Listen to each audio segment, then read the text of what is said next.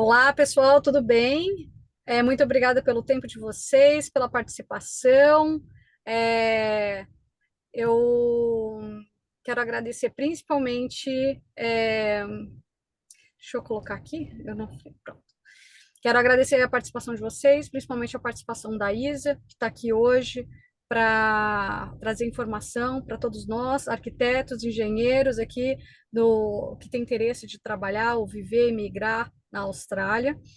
E a gente sabe que houve algumas alterações no programa de imigração para a Austrália, que afeta, né, o processo de visto, que muitos de vocês estavam planejando em aplicar. Então, a gente tem algumas dúvidas aqui. Gostaria muito de esclarecer isso com a Isa. Isa, muito obrigada pelo seu tempo, participar aqui com a gente, trazer informação. E Isa, se apresenta aqui para todo mundo, por favor, porque tem gente nova e depois esse vídeo vai para o nosso canal do YouTube também. Então, eu vou deixar a Isa falar. E depois, gente, os últimos 5 minutinhos a gente vai abrir aqui para a gente responder algumas dúvidas de vocês, tá bom? A respeito desse novo plano. Meu nome é Isa, né? Como a Camila falou, eu trabalho num escritório de imigração chamado New Alliance Migration. Eu já estou nessa área de imigração há alguns anos, moro na Austrália há 17 anos. Comecei minha carreira aqui na parte jurídica, de análise de contratos, de licitação de governo, e depois migrei para a área de imigração, até por ser uma imigrante também. Sempre tive muito interesse nessa área, por ter tomado alguns tombos aí ao longo do caminho, acabei desenvolvendo um interesse grande nessa área e já trabalho com imigração há algum tempo. A gente tem um foco bem importante na área de building and construction, né? Engenheiros, arquitetos, gerentes de projetos, esse escopo de building and construction é um tipo de profissional que a gente se identifica bastante por serem profissionais organizados, né, ali com os seus critérios de prioridade bem definidos. Então a gente acaba tendo uma identificação bem grande com esse tipo de profissional. Não sei, você quer começar fazendo perguntas, Camila, acerca das mudanças? Sim, Como vocês querem? pode ser, ou se você quiser dar uma pontuação geral do que mudou, e depois eu faço algumas perguntas que o pessoal Uhum. mais faz em relação, por exemplo, graduate visa, que eles querem saber, enfim. Uhum. Sim, agora 1º de julho a gente teve mudanças importantes, né, no cenário de imigração, vão vir outras mudanças bem importantes a partir de 23 de novembro. Não houve mudança de lista agora em julho, porque o departamento está fazendo pesquisa pública, né, a respeito das profissões que devem ficar ou sair da lista, ou aquelas novas que devem entrar. Então, assim, isso é algo importante, né, é do interesse de todo mundo que está num processo de imigração, porque hoje o departamento está disponibilizando um canal de pesquisa pública, onde as pessoas podem ir lá e dar o seu input com relação às profissões que devem permanecer, sair ou entrar na lista, tá? Se depois vocês quiserem, eu mando o link aqui dessa pesquisa pública para todo mundo ir lá e votar, tá? Porque tem profissões aí da área de building e construction também que estão sofrendo o risco de repente, sofrer alguma alteração. Então, é importante que todo mundo que tenha interesse nessa área vá lá e vote, tá bom? Mas, enfim, com relação a um cenário mais genérico, tivemos mudanças agora, basicamente no setor de graduate visa, né? Foi uma mudança bem impactante, onde houve uma redução de idade de 50 para 35 anos em termos de elegibilidade para graduate visa. E essa foi uma mudança muito impactante por dois motivos. O primeiro deles é que, na primeira indicação que o departamento deu de que ia alterar essa lei, havia um indicativo que ia haver aí um período de transição para quem já estava estudando. né? Ou seja, a pessoa começou um curso com direito adquirido de aplicação de Graduate Visa e agora ela perdeu esse direito se tiver acima da idade limite. Então, isso foi algo que o departamento meio que deu, né? Ele retirou algo que ele tinha estipulado no começo. Então, isso foi muito impactante. E a segunda questão foi justamente isso de retirar um direito adquirido, que não é algo que o departamento tende a fazer. Geralmente o departamento tem uma tendência de manter o que eles chamam de grandfathering conditions, né, que são aquelas pessoas que já estão num processo de direito adquirido, e aí à medida que essa nova lei entra em vigor, ela não afeta essas pessoas. Então, isso foi algo bem impactante, porque o departamento fez isso. Com relação a isso, está tendo discussão ainda no parlamento. Há 2 semanas atrás houve uma discussão bem importante no sentido de o departamento manter essa regra de transição para quem já estava estudando. O departamento não aceitou, mas vai haver outra discussão, tá? Porque ninguém vai desistir tão fácil assim, tá? Agora, o que é importante é, independente de qualquer coisa, no cenário atual, houve uma redução da idade para elegibilidade de graduate para graduate visa para 35 anos, a não ser que você esteja fazendo um Master by Research, ou seja, são aqueles masters de pesquisa, não tem como ser o Master by Coursework, tem que ser o Master by Research ou doutorado. Tá? Para quem fizer esses 2 tipos de curso, a elegibilidade de 50 anos se mantém, tá? Desde que seja um curso de 2 anos, Master by Research ou acima, né? Doutorado, PhD, mantém-se a elegibilidade em 50 anos. Dentro do Graduate Visa também houve, aí não uma mudança, né, mas uma volta à lei antiga, que é com relação ao tempo de aprovação de visto, onde quando você faz um VET de 2 anos relacionado a uma profissão da lista, o tempo do Graduate Visa volta a ser de 1 ano e meio, né, o que estava sendo de 2 anos volta a ser de 1 ano e meio. E quando você faz bacharel, master, PhD, ele volta a ser de no mínimo 2 anos, né? O que estava sendo de 2, 3, 5 anos, volta a ser no mínimo 2 anos, mas, por exemplo, se for um doutorado, um PhD, vai ser um pouquinho mais longo, tá? Mas houve um retorno nesse sentido. Outra questão que houve um retorno foi a questão da exigência do Skills Assessment, quando você faz um VET de 2 anos na Austrália relacionado à profissão na lista.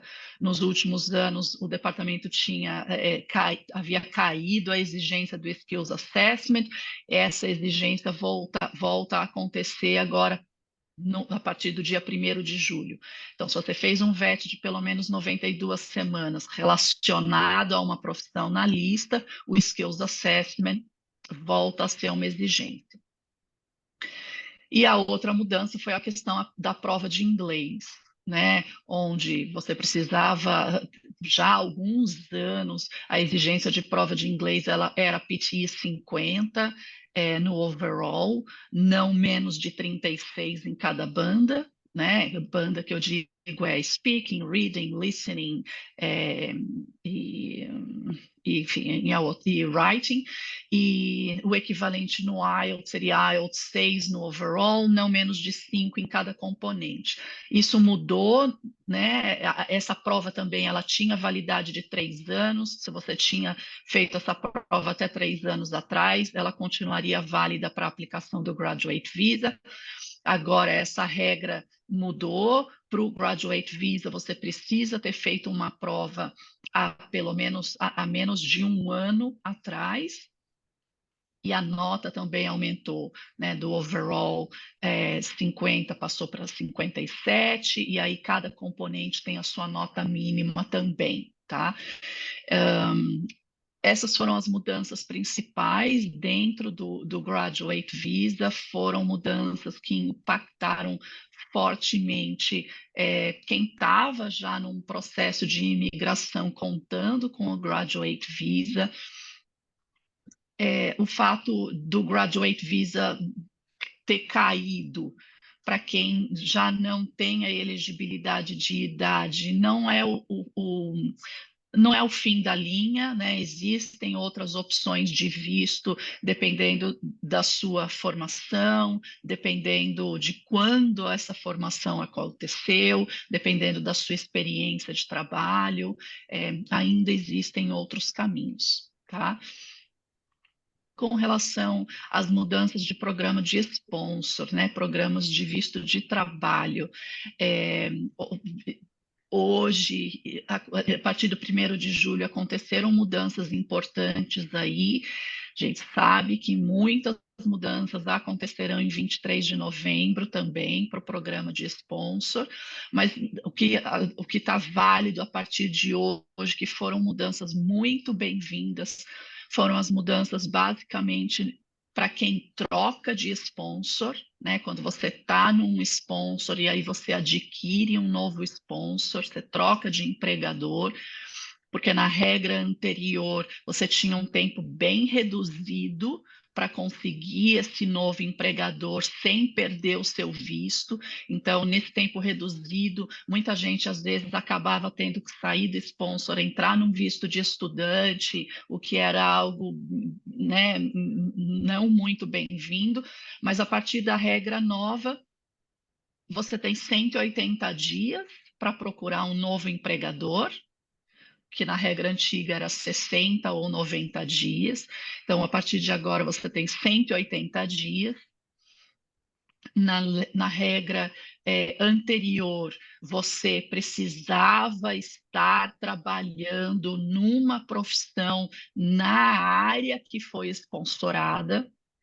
Na regra nova, durante esses 180 dias, você pode estar trabalhando, de repente, eu não estou conseguindo um trabalho na minha área, mas eu consegui uma posição de waiter num café para pagar as contas. Tudo bem, tá? O departamento vai permitir que você se mantenha trabalhando, mesmo que não seja na sua área, durante esse período, enquanto encontra um outro empregador, tá? Que isso é algo muito, bem expressivo no programa de sponsor, porque no programa de sponsor anterior, você não podia ter nenhum outro income que não fosse o seu sponsor. Então, hoje, essa mudança é bem expressiva. Você não pode ficar mais de 1 ano sem trabalho, tá?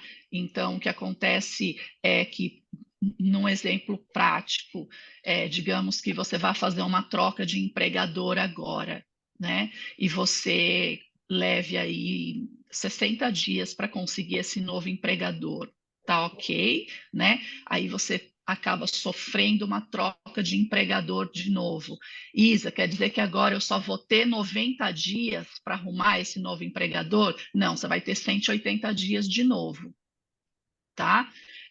O que você não pode é acumular 1 ano sem trabalho, tá? Então, com relação a essas foram as mudanças atuais com relação ao visto de trabalho. O que é importante deixar claro também é que hoje o que já existe divulgado, né, em termos de mudança de visto de trabalho em 23 de novembro, é que na lei atual você precisa ter 2 anos de experiência full-time nos últimos 5 anos para ser elegível para um sponsor, tá? Na nova lei que vai entrar em vigor, essa experiência cai para 1 ano, tá? Então, isso vai fazer com que muita gente se torne elegível para o sponsor, porque hoje você precisa de 2 anos full-time, a partir de novembro, 1 ano vai ser suficiente. Essa experiência precisa ter sido na Austrália? Não, pode ter acontecido em qualquer lugar do mundo, tá? Desde que tenha sido pós-formação e seja na área que você vai fazer o sponsor. Hoje, na lei atual, o salário mínimo para sponsor é 73.150. Isso significa que é o que você precisa ganhar? Não, esse é o piso, tá? Mas o salário oferecido para sponsor precisa ser um salário de mercado. Ou seja, na hora da aplicação da nomination no sponsor, e precisa demonstrar para o Departamento de Imigração que o mercado está pagando 80 mil para aquela vaga, então é por isso que está sendo oferecido 80 mil para você, tá? Isa, mas o mercado está oferecendo 85 mil, mas o meu empregador quer me pagar 73.150. Ele pode? Depende. Se ele não tiver nenhum outro funcionário australiano que exerça a mesma função, ganhando 73.150, ele não tem como te oferecer isso, sendo que o mercado paga 85.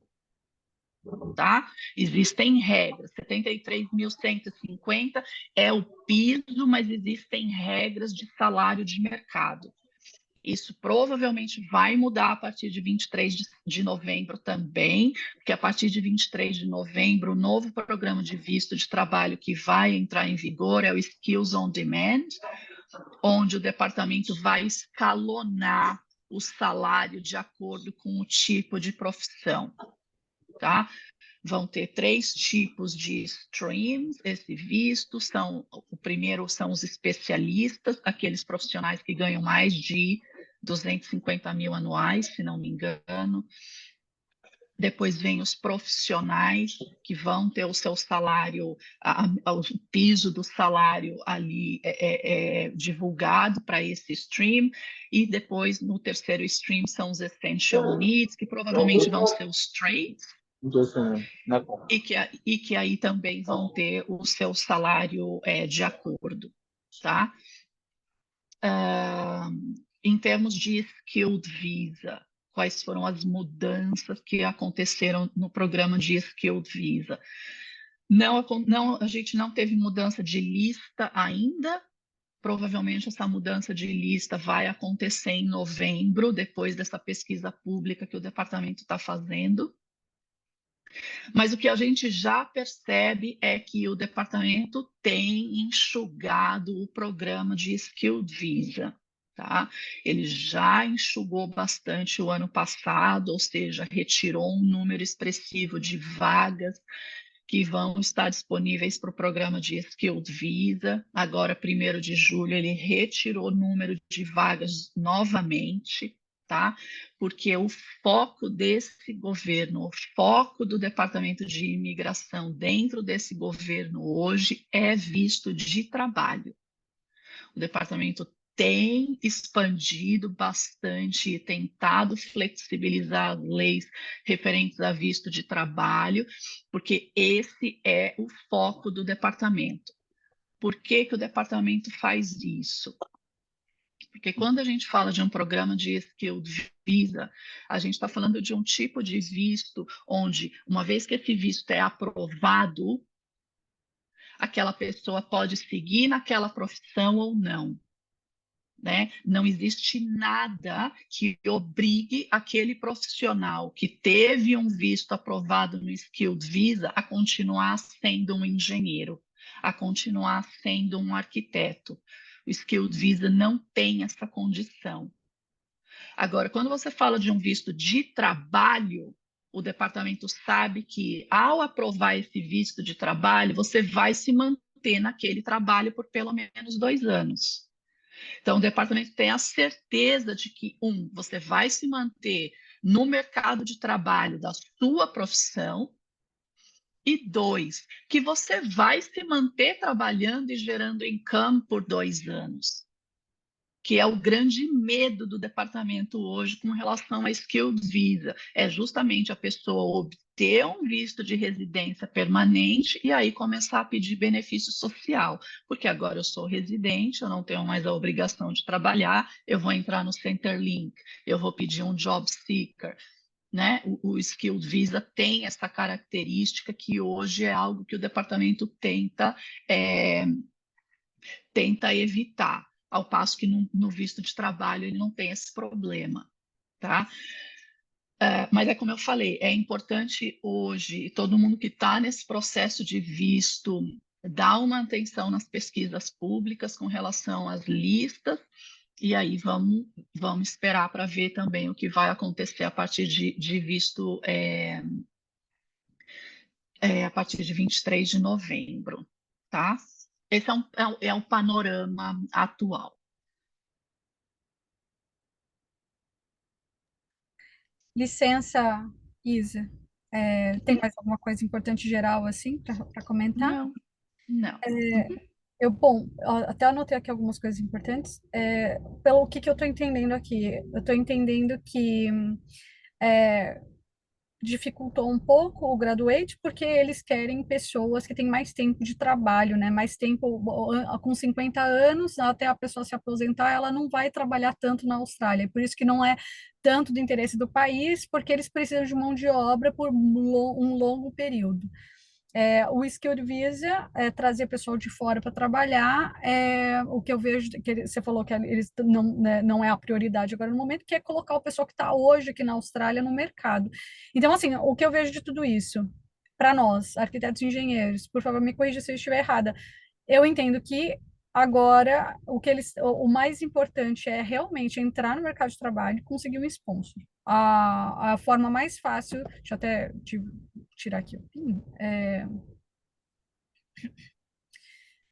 o que eu entendo que agora, acho que por ter facilitado essas questões do sponsor, é, que você pode conseguir o sponsor. Na minha época, quando eu consegui meu sponsor, se eu saísse da empresa, na minha época eram 4 anos ainda que eu tinha que trabalhar para a empresa, ganhando o mesmo salário, porque você está ali sponsorada, é difícil você ficar negociando aumento de salário. E se você depois de 4 anos, 3 anos, não aguenta mais trabalhar naquela empresa, quisesse sair, a gente tinha, acho que era 60 dias para achar outra empresa para ser contratado no mesmo salário e na mesma posição profissional. Então, essa questão de você poder trocar de empresa e ter 180 dias para procurar uma nova empresa, então eu lembro que tinha muita gente que tinha medo de ser sponsorado, principalmente naquela época que eu tinha que trabalhar por 4 anos na mesma empresa, e falou assim, pô, mas depois, né, 4 anos na mesma empresa, acontece algum problema de relacionamento na empresa, sei lá, eu perco o emprego, acabou, tenho que começar do zero, perdi o sponsor e tudo mais, é muito inseguro. E hoje em dia, aconteceu algum problema, você teve que sair, você tem 180 dias para procurar outro emprego. Então, se você e outra, o mais difícil você já conseguiu, que é o primeiro, né? Então a primeira porta é sempre a mais difícil de abrir. Depois que a gente tem experiência local, se você tem experiência local, nem que seja 6 meses, já fica muito mais fácil você conseguir arrumar outro emprego. E aqui você vai ter 180 dias para procurar outro emprego. Se você quiser mudar de emprego, se tiver qualquer problema no seu sponsor, não vai ser perdido, né? O tempo do sponsor, às vezes o dinheiro que você aplicou no sponsor e tudo bom. Mas, porque eu lembro também na minha época, quando a gente mudava para outra empresa, o que eu paguei no meu processo de sponsor é o que era só a empresa que tinha que, né, pagar alguma coisa ali para mudar o nome do sponsor da empresa anterior para a próxima empresa. Então, eu acho que isso facilita muito o processo de sponsor, é uma grande oportunidade para quem realmente está procurando emprego na área. Tá cheio de mentorado nosso que está sendo contratado agora já com promessa de sponsor, e no visto de estudante, com promessa de sponsor. Então, assim, é algo factível. Por um lado, a gente perde nessa questão do Graduate Visa, mas por outro lado, a gente ganha muito mais. O pessoal ficava muito assim, preocupado: eu vou fazer 2 anos de VET, aí quando eu só vou conseguir arrumar emprego quando eu receber o Graduate Visa, que eu posso trabalhar full time. Mas na verdade, gente, começou, independente, tá com o VET, tá fazendo VET agora, tá fazendo qualquer curso que seja, até mesmo, sei lá, o inglês, né, que a gente chega aqui com inglês. Não tem nada que te impede, se você já estiver se comunicando em inglês, se você estiver falando inglês, estiver entendendo, estiver conseguindo ir para uma entrevista e entender, responder e tudo mais, nada te impede de começar a procurar emprego na sua área o quanto antes, para você conseguir, a maioria de nós aqui, nós fomos empregados com o visto de estudante, a gente só podia trabalhar meio período. Foi a porta que a maioria de nós conseguiu abrir. Então, assim, e agora com essas possibilidades de facilidade de sponsor, então eu acredito que, na verdade, assim, não dificultou tanto o quadro para a gente, né? Pode ter dificultado um pouco de um lado, mas ajudou bastante do outro. E essa outra questão do skill assessment, né? Para você poder aplicar o sponsor e você poder precisar reconhecer no mínimo um ano. Eu lembro que quando eu apliquei o meu Skill Assessment para reconhecer minha profissão, eu tive que comprovar 3 anos, e menos que isso, a gente não conseguia ser sponsorado. Então, agora você com um ano só de experiência full-time, que não precisa nem ser na Austrália, pode ser no Brasil, você já é elegível para aplicar para o sponsor. Então, eu vejo bastante facilidades aí, eu estou bem otimista, sinceramente, eu não estou preocupada com esse novo processo, novo plano de imigração. Eu acho que de certa forma, favorece quem realmente está focado em entrar no mercado de trabalho, quem realmente está se preparando para isso. E outra, agora, cara, em 2 anos você conseguiu sponsor, 2 anos você está com a residência permanente no país, que antes eram 4, depois foram 3 anos e agora são 2. Então, em 2 anos você consegue ter a residência permanente no país. Antes a gente estava focado em aplicar para o Skilled Visa, que podia ou não ser chamado em 2 anos. Então, não tinha certeza nenhuma. Hoje em dia, gente, fecha, por favor, o microfone só para não atrapalhar aqui a conversa. Se tiver qualquer dúvida, depois manda na caixinha que assim que eu terminar aqui, a gente já pede para a Isa responder algumas das perguntas. E então, o fato de hoje em dia, em 2 anos, se você for sponsorado, você conseguir a residência permanente no país, é muito mais garantido do que você aplicar para o Skilled Visa e ficar esperando por 2 anos que você pode ou não ser chamado. Aliás, a gente pode ter a carta na manga também, né, Isa? Tipo, aplicar para o sponsor, você conseguiu um emprego, aplica para o sponsor, tá ali sendo sponsorado, em 2 anos já tem praticamente certeza que você vai estar com a residência permanente na mão, mas, paralelo a isso, de repente, aplica o Skilled Visa também. Porque assim, se acontecer qualquer problema com o seu sponsor, der problema na empresa, a empresa faliu, não conseguiu achar em 180 dias o emprego, pelo menos está ali esperando na lista, está na lista de espera esperando o Skilled Visa. Isa, só mais uma pergunta, a respeito do 186, tem alguma alteração? É o 186, o nomination? Não, não, não tem alteração. Que é um Pode ótimo, ter, né, para quem é, tem emprego. para quem tem 3 anos de experiência full-time, diploma validado, PTI 50 em cada banda, profissão na lista, e a empresa está disposta a dar o visto, o ideal é sempre seguir com 186, né? Ao invés de fazer sponsor, porque uma vez que esse 186 for aprovado, você está livre. É. É isso aí, Isa. Muito obrigada. A gente pode abrir aqui agora, ver se tem algumas perguntas aqui que o pessoal colocou. Deixa eu Uhum, ver. sim. Então vamos lá.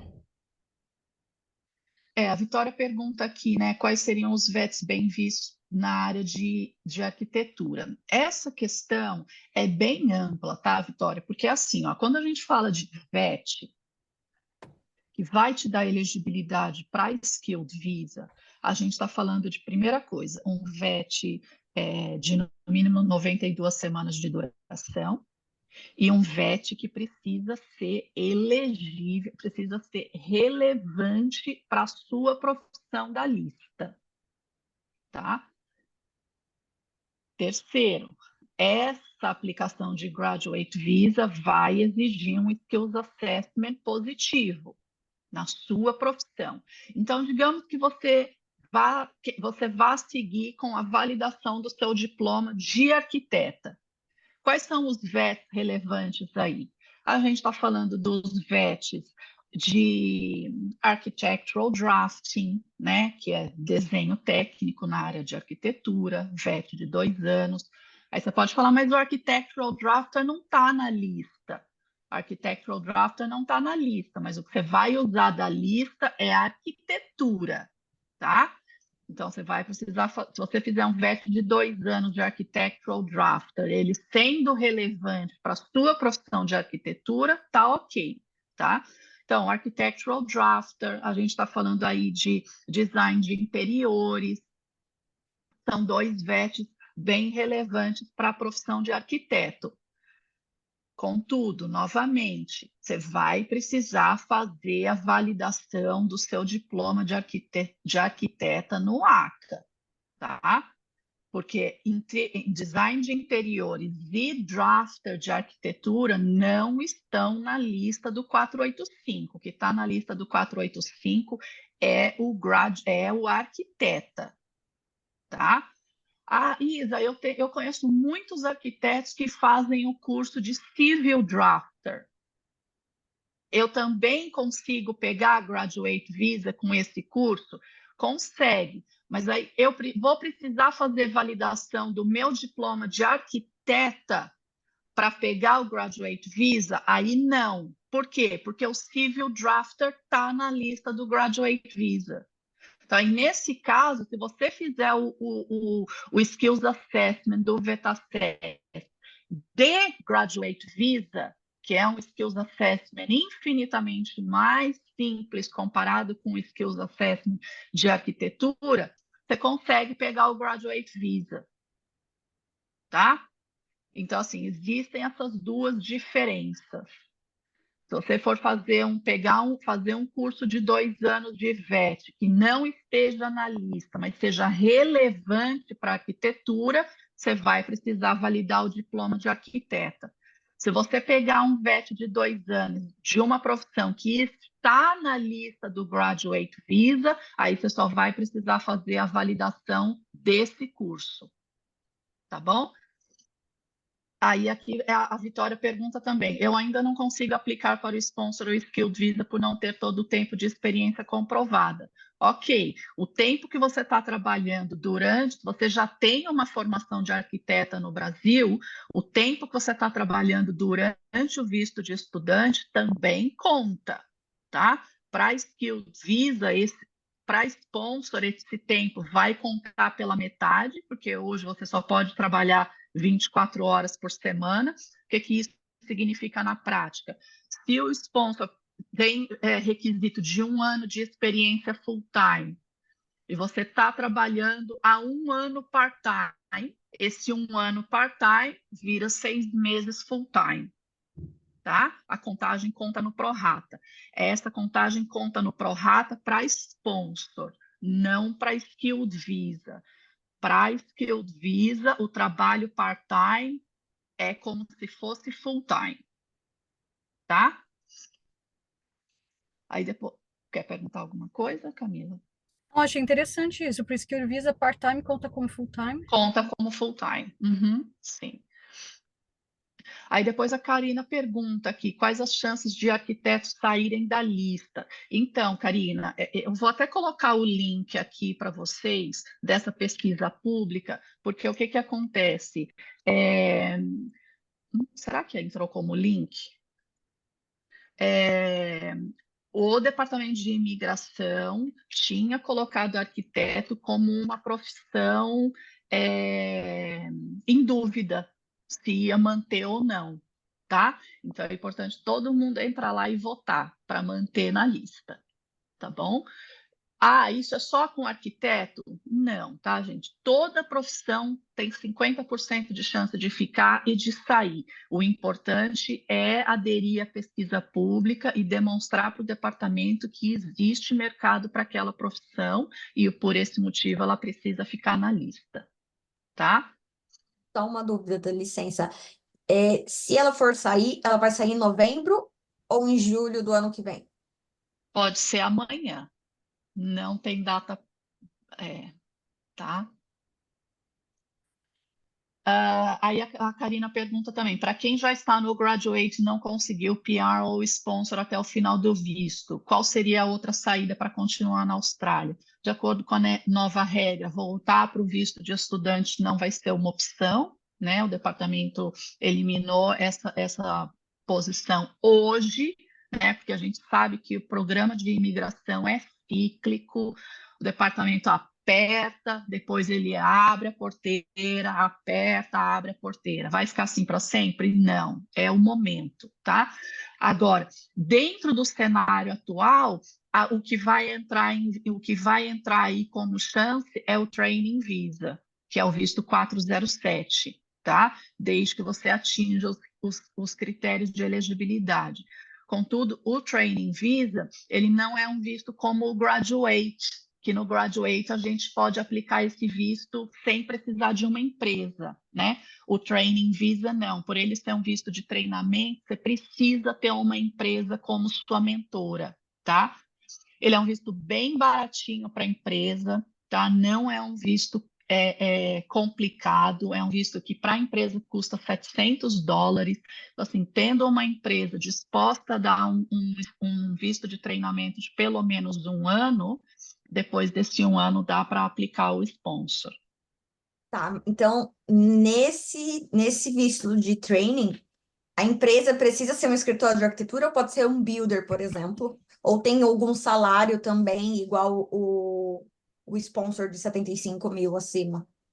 Não, ela não tem esse piso de salário.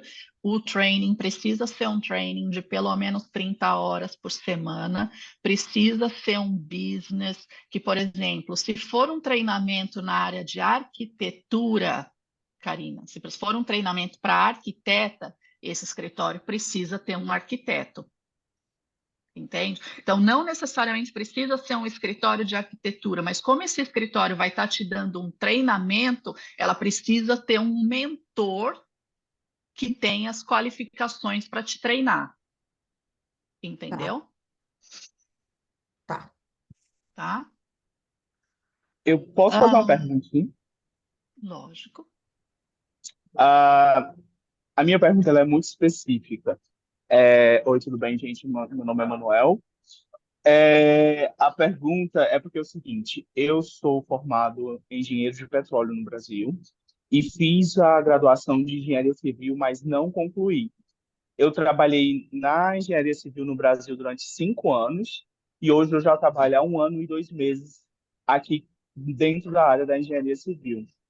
A empresa que eu estou trabalhando, ela está com o processo de sponsor, vai começar o processo de sponsor comigo, e a minha dúvida é muito específica. Se você acha que eu terei algum problema por não ter a graduação na engenharia civil nesse processo? Sim, as chances do departamento aprovar um visto de trabalho sem ter a graduação na área de engenharia civil é baixa. Entendo. Depois faz uma consulta com ela, porque você tem cursos, outras coisas que você fez e você tem bastante experiência de trabalho. Então, ela vai analisar toda a sua situação, todas as suas cartas e ver qual que é o melhor caminho para você. Tá bom, Manuel? Porque assim, pode ser, o departamento tem uma tendência a aprovar um visto como engenheiro civil, que é uma profissão Skill Level 1, ou seja, ela exige um bacharel na área, tendência é baixa, mas existem outras profissões dentro da área de engenharia civil, como Building Technician, Technologist, Builder, que não exigem formação de bacharel. Tá? Então, existem outras profissões, outras posições, mas aí a gente precisa analisar o caso em específico. Tá, aí como é que eu faço para marcar uma consultoria contigo? Porque Vou eu estou colocar fazendo todo o processo. Vou colocar o telefone dela depois na descrição do vídeo. E aí, quem quiser entrar em contato com ela, pode entrar em contato direto para analisar situações mais específicas, que tem que analisar documentação e tudo mais. Tá bom? Tá ótimo, obrigado. Obrigada. Não fica desesperado, Manuel. Vai, conversa com a Isa, Tem vamos, saída. né? A gente procura uma saída. Não, é porque na realidade o meu cargo não é engenheiro civil, eu sou um site coordinator, né? Eu sou coordenador de obras. Mas eu também não sei como é que é exatamente como é que fica isso. Porque, tipo assim, a empresa está me passando e vai dar tudo certo, mas eu não estou muito confiante por conta disso, entende? Gente, a primeira coisa que vocês têm que fazer, recebeu a proposta de um sponsor da empresa, a primeira coisa que tem que fazer é contratar um agente de imigração e fazer a sua consultoria com um agente de imigração que não é o da empresa. É a primeira coisa que vocês fazem, gente, porque o primeiro que é o advogado da empresa, ele vai sempre ver o que é melhor para a empresa. Ele não vai levar em consideração o que é melhor para vocês. Então, a primeira coisa é receber a proposta de sponsor, antes de assinar, antes de negociar, senta com a gente de imigração, veja se aquele é o melhor sponsor para vocês. Às vezes não é a melhor posição profissional para você, às vezes tem posição profissional que você pode, que você é elegível, que você vai ganhar mais e que você pode sentar e pode negociar com o empregador. Às vezes tem situações, enfim, inúmeras situações. O seu advogado de imigração, ele vai analisar você e ele vai buscar o melhor caminho para você, não para a empresa. E aí, se às vezes não é o que a empresa quer, é o momento de sentar e negociar com a empresa. Porque se a empresa quer te sponsorar, ela te valoriza. E se ela te valoriza, ela vai estar aberta à negociação. Então, sempre depois com a empresa, ver qual que é a melhor posição para você, o que, que dá para ser feito de acordo com o que você pode, as suas cartas na manga, os seus cursos, o seu tempo de experiência, e aí você senta com a empresa e negocia. Foi isso que eu fiz, gente, e deu certo. Tá bom? É isso mesmo. Tem mais algumas perguntas aqui. Sim. A Karina pergunta também o tempo médio que está demorando para chamar para o Skilled Visa. Karina, very unpredictable, tá? Não tem como dizer. Quando a gente fala de Skilled Visa, a gente está falando basicamente aí de dois tipos de Skilled Visa. Skilled Visa 189, que é quando você recebe o convite diretamente do Departamento de Imigração. O Skilled Visa 189 é ranking de ponto, tá? Quem tem mais pontos está mais lá em cima no ranking, e se o departamento tiver 20 vagas para arquiteto para convite, você tiver entre os 20 primeiros, é você quem vai receber o convite. Contudo, quando a gente fala de Skilled Visa 190491, a gente está falando de dois Skilled Visas que exigem nomeação do estado ou da regional. Skilled Visa 190491 não tem ranking de pontos como critério principal. Skilled Visa 190491 tem como requisito principal estar trabalhando na área ou não. Por quê? Porque o Estado, que é aquele que te nomeia, ele não vai oferecer uma residência para você ficar desempregada dentro do estado dele. Tá? Ele vai oferecer a residência para quem está trabalhando, está gerando income, fazendo a economia girar. Então, para te dar um exemplo prático, Karina, por exemplo, eu tenho clientes com pontuação com 100 pontos no Skilled Visa, tá? E não estão trabalhando na área. Recebe convite? Não. Ao passo que eu tenho clientes com 70 pontos, trabalhando na área, recebendo convite de 190, que é residência. Por quê? Porque o Estado quer gente que está trabalhando. Agora, existe um tempo médio para convite? Não. E existe um tempo médio para você estar trabalhando? Vamos dizer, entrei num trabalho há 2, 3 meses. Já poderia aplicar para essa carta? Já, sem dúvida nenhuma. Se você tem pontuação mínima, você está trabalhando na área há 3 semanas, tem que se candidatar. O que a gente vê na prática é que geralmente o Estado vai começar a chamar a partir de 6 meses de trabalho, tá? Mas Skilled Visa, como é um processo maluco, porque o Skilled Visa, principalmente estadual, ele depende do mercado de trabalho, tá? O Estado ele vai abrir mais vagas dependendo de como o mercado tá. Se hoje o mercado está pedindo 50 profissionais de arquitetura, ele vai chamar 50 pessoas. No mês que vem, está pedindo 2, ele vai chamar só 2. E ali naqueles 50 que ele chamou, tem gente que está trabalhando há 6 meses, tem gente que está trabalhando há 1 ano, mas ele quer chamar 50 pessoas, entendeu? E só mais uma pergunta de gancho. Vamos dizer que eu arrumei um trabalho e eu falei que eu poderia arcar com um sponsor, por exemplo, para facilitar, né? Para a empresa se interessar em me ajudar a pegar o PR.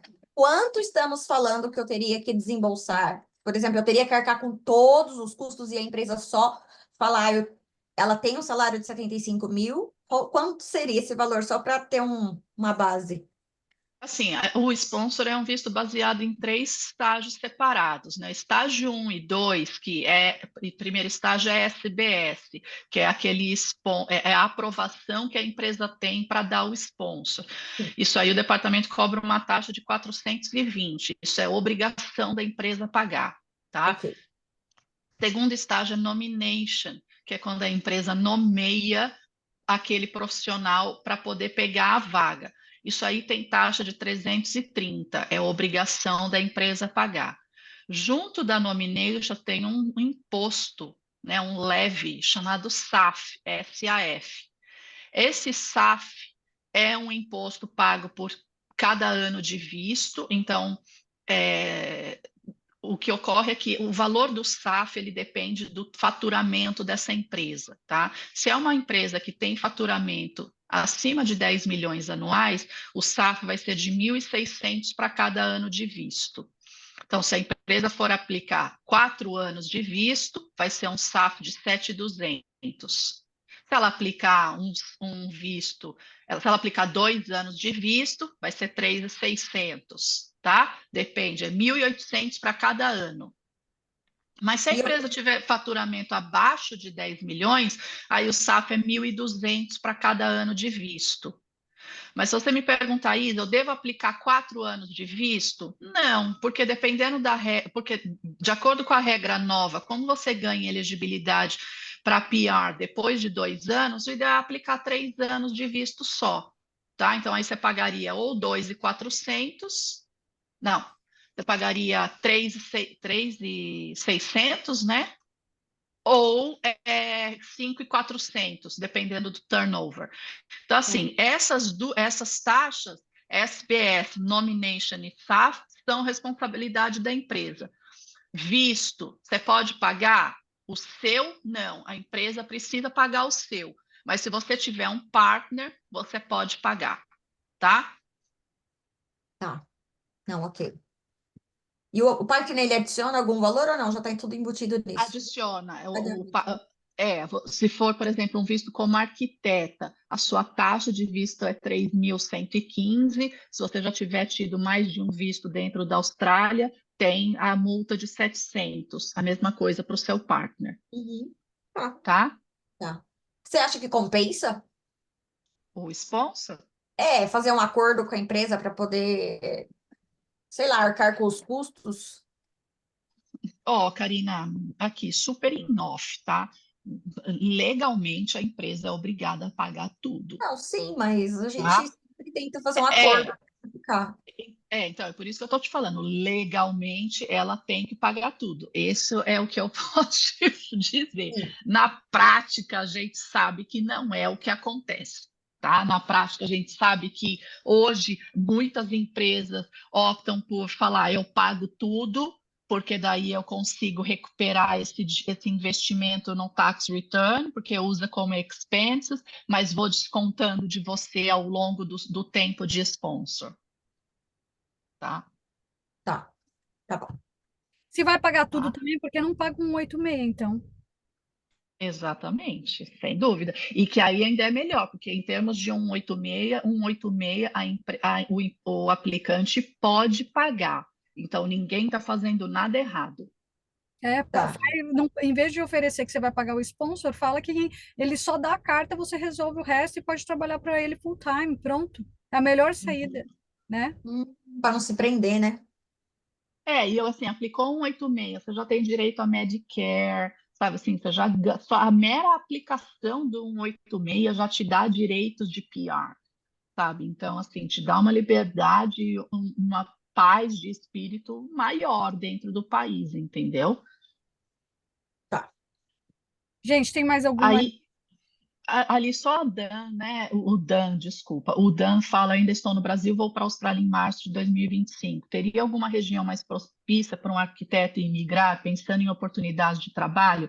A sua própria pergunta já responde, tá, Dan? Qual é a melhor região para um arquiteto ou para qualquer profissional imigrar? Aonde tem trabalho, tá? Ah, mas me falaram que lá em Darwin dá visto. Se você chegar em Darwin desempregado, não dá visto. Nenhum estado, nenhuma regional vai te dar PR para ficar desempregado. Não sabe ainda para onde ir? Faça pesquisa de mercado. Aonde tem mais vagas de trabalho para minha profissão? É para lá que eu vou, porque é lá que tem visto. Ai, gente, juro, olha, me dá até um alívio escutar a Isa falando isso. Porque, Isa, o que tem de agente de imigração falando para ir para Adelaide, falando para ir para não sei aonde, para Darwin, não sei o quê. Depois, gente, tinha gente que estava empregado em Sydney, largou na área, largou o emprego porque estava esperando o Skill Visa, não tinha opção de sponsor naquela empresa, largou e foi para Darwin, foi para não sei aonde, sabe? Em vez de, poxa, já está em si, já tem experiência na área, a empresa não sponsorou, bate na porta de outra empresa, arruma outro emprego que consegue sponsor, então pede a carta, aplica um 8,5, eu não sei, enfim, né? Continua nessa empresa que vai aumentar a pontuação, vai melhorar a sua pontuação para o Skill Visa. O cara tinha tantas oportunidades, saiu, ficou desempregado, foi procurar emprego, mudou de região, foi para regional, não arruma emprego de jeito nenhum. Cara, gente, pelo amor de Deus, eu fico tão feliz quando eu escuto assim, né, gente que orienta da forma correta, gente. Por isso que é muito importante, faça orientação. Gente, se orientar com um agente de imigração, pensa que, assim, é a orientação do caminho certo, entendeu? Você vai pegar o caminho errado, você vai perder muito dinheiro, vai perder tempo, vai perder oportunidades, entendeu? Então, assim, é triste ver, porque eu tenho tanto mentorado, gente, que infelizmente chegou em mim e já tinha acontecido isso. Então, assim, eu fico, por isso que eu trago a Isa para as nossas reuniões, eu trago a Isa para trazer informação para vocês, porque às vezes a pessoa não, se orientou com qualquer pessoa, porque foi a que conheceu, a que indicaram e tudo mais. Então, pelo amor de Deus, gente, se orientem com pessoas que realmente primeiro são capacitadas, né? A Isa, para você ver, a Isa, ela é advogada, ela não é simplesmente uma agente de imigração ou uma pessoa que lê o negócio lá e está te orientando qualquer coisa. Ela é advogada no Brasil, ela é advogada na Austrália, ela trabalha na área de imigração, ela fala alguns anos, mas são muitos anos. Ela tem o escritório dela aqui há muitos anos aqui na Austrália. E ela é focada, tem muita experiência na área de arquitetura e engenharia. Então, pelo amor de Deus, gente, não me faça besteira. Se for consultar com alguém, consulta com alguém especialista na nossa área, que entende do assunto, que não vai falar besteira para vocês, tá bom? Quem mais? Tem um link aqui, esse link para a gente votar, que a Isa colocou. Eu vou colocar depois lá no nosso grupo para a gente votar nas nossas profissões, arquitetura, draftsperson, engenharia, todas as áreas relacionadas. E eu acho que é isso. A gente acabou o horário aqui, o nosso horário é até às 11. Eu quero agradecer a presença de todos vocês. Quero mais uma vez agradecer. Eu sei que todos vocês aí, tem gente trabalhando, tá com fone de ouvido, o Manuel tá na obra, o pessoal tá aí, tá estudando, tá na sala, tá aqui, tá focado. É isso mesmo, gente. Busque informação correta, né? Busque realmente a fonte das informações. Não escute o que mas o fulano falou que não vai dar certo, o ciclano falou que não tem jeito, não sei o quê. Busque profissionais da área, profissionais que já conquistaram, ou já estão trabalhando na área, que conquistaram o que vocês se espelham, que conquistaram realmente, veridicamente, né? Porque hoje também tem um monte de gente que conta um monte de história aí, e a pessoa, né, fala que, né, fez aquilo, você vai ver, tipo, né? Então, toma cuidado, veja quem realmente é da sua área, quem realmente está no lugar que você gostaria de ocupar, se espelha nesses profissionais, se orientem com profissionais corretos. É por isso que a gente traz informação aqui. Na nossa época, a gente não achava ninguém, a gente batia a cabeça, ninguém sabia que conseguia emprego na área com visto de estudante, ninguém sabia quais eram os tipos de visto. O 186, eu fiquei sabendo que existia esse visto depois de uns 3 anos que eu já estava na Austrália. A gente nem sabia que existia o 186, ninguém tinha informação nenhuma. Hoje vocês têm aqui a informação correta chegando até vocês, então valorizem isso, tá bom? Estudem aí, espero que vocês tenham anotado hoje, estão com as informações aí na ponta da caneta. Vamos esperar o que vai acontecer agora, né, em novembro, como a Isa falou, que vai sair mais informação. E até lá, gente, se alguém precisar de alguma ajuda específica, analisar qualquer documento, por exemplo, assim, às vezes acontece, a empresa fala, não vai dar certo por eu te sponsorar. Quantas vezes eu já escutei isso? O mentorado falando, a empresa falou que quer me sponsorar, mas não tem jeito. Aí, na hora que a gente vai ver, senta direito com o advogado de imigração, não dá para sponsorar naquela posição, mas dá em outra. Dá para sponsorar de outra forma, gente. Então, senta, conversa. Isso daí é um jogo de xadrez. Tem um monte de caminho ali, tem várias interpretações, tem várias formas que a gente consegue achar o melhor caminho para vocês. Então, não desistam, por mais que vocês recebam informações negativas, tanto às vezes da empresa, falando que não tem, a empresa não tem como te sponsorar. Se o seu chefe realmente quer te sponsorar, pega você, vai num agente de imigração, faz uma consulta com ele, vê as suas possibilidades e depois leva para a empresa e fala assim, olha, tem sim, pode ser, eu vi esse caminho, de repente a gente consegue nesse caminho, vamos tentar, vamos ver. Poderia você conversar com a mesma agente de imigração para confirmar as informações? Foi isso que eu fiz, gente. Então, eu espero que vocês sigam esses caminhos também. Olha, vamos focar, então, em entrar no mercado de trabalho, em focar em conseguir o sponsor. Se a empresa está interessada em dar o sponsor, a primeira opção é um 86, gente. Já pede para ele falar assim, ó, Isa, o que eu preciso aplicar para um 86 aqui? Se eu tenho condições, sou elegível. Se for elegível para aplicar para um 86, tem um pouco mais, né, de requisitos aí do que o sponsor, veja primeiro se você é elegível para aplicar para um 86. Se não for, aí você negocia o sponsor com a empresa, né? É isso, eu quero agradecer mais uma vez vocês pelo tempo de vocês. Muito obrigada, Isa, mais uma vez. E acho que é isso, gente. A gente vai se falando, então. Um beijo grande. Tchau, tchau. Obrigada. Tchau, gente. Tchau.